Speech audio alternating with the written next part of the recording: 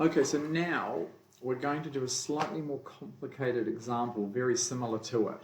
So we're going to take, instead of u being a delta function, we're going to take a hat function.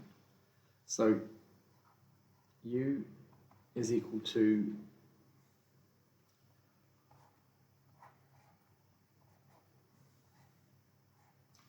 here's u, here's x. So u is equal to, this is going to call this zeta and minus zeta, and this is equal to b. Okay, so u is equal to 0. So we're going to have the same region of 0, and when we take this, shrink this up and make b high enough, we're going to kind of take the limit and we should recover that delta function solution, right? So 0 of x is not between minus zeta and zeta, and it's equal to b if x is between minus zeta and zeta. And we can simulate this one with our numerical method and see what happens and try and understand and unravel it all. Okay, so we're going to, as before, we're going to solve our equation. Remember that, dx squared w plus uw is equal to minus lambda w. Okay, so we've got to solve that in the two regions. Well, three regions, I guess, here, here, and then here, and we're going to glue them together. And the gluing together now, there's no delta function, anything tricky. They just have to match, and the derivative has to match.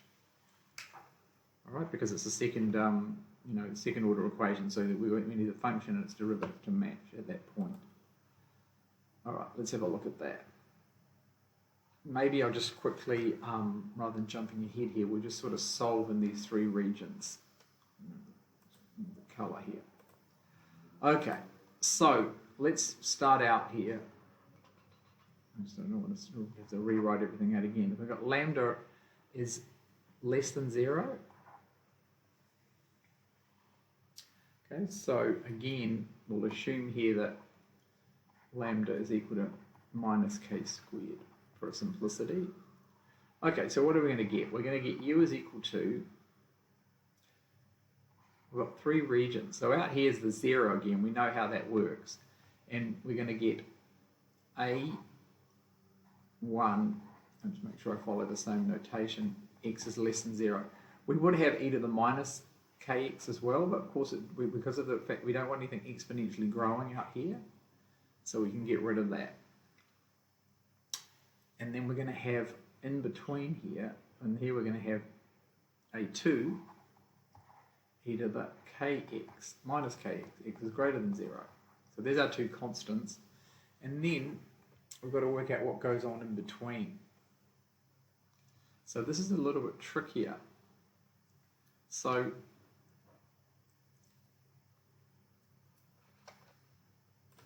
okay, so let me just rub a little bit out here. Give us some space and think about the equation.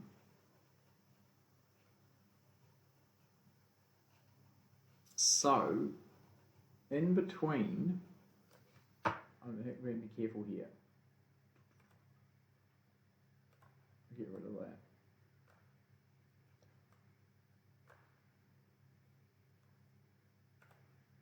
So this is x is less than minus zeta, and this x is greater than zeta. Okay, so if we go, if x is between minus zeta and zeta, then u is not is equal to b, and our equation is dx squared w. Remember, this is just the first derivative of w. It's a fancy way of writing it. Plus bw equals minus k squared w. So it should be a w. All right. So now we've got. So this is dx squared is equal to minus k squared minus, okay, not a sign error here. I just noticed this should be plus, of course, right? Because it's minus lambda. So plus k squared minus b. Thank you for that. All right. Okay. So, and now we can write this in lots of different ways. The solution to this thing here, depending on the sign here, because the sign of this is going to flip, isn't it? It's going to depend on the size of b. If k is small, sometimes this will be negative, and sometimes k will get big enough to be positive. right? So this is going to change sign, but we can write it consistently anyway because we're going to assume that we're going to write it as W is equal to cos, we're going to write it as A cos square root of k squared minus b times x plus b sine. And we're going to allow this, we can still have sine of a complex argument. So if this becomes complex, we're just going to assume that take one of the complex roots and get sine, which becomes shine, right? So we're consistently writing this knowing that this might be a negative number, in which case we just take the imaginary root. It doesn't matter if you take the plus or minus because of these causes and sines, the sign here will come out. Okay, we take our root of that. So just to write it consistently, and we just introduce this notation that kappa is the square root of k squared minus b. Make our life simple. So if I write it in here, but x is between zeta and minus zeta, then I get b1 cos kappa x plus b2 sine kappa x. Okay, so now we've got to try and solve these constants a1, b1, b2. We've got to set up a system of equations for those. And again, we've got a homogeneous system. It's going to be an eigenvalue problem. We can set all these to be 0 and we get the answer. Great. But we don't want that. We're only going to find certain values that work. Okay, remember kappa is a function of k. All right. So what we do now is we impose a symmetry. So we break them into, it doesn't matter if you don't do this, you just get a 4x4 system and solve, and it'll factorize into the two symmetry classes.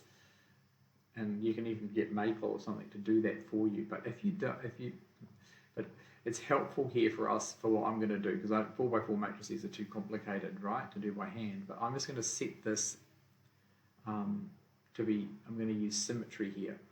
Okay, I'm going to say that, so we've got even and odd, basically, odd solutions, and I'm going to solve separately.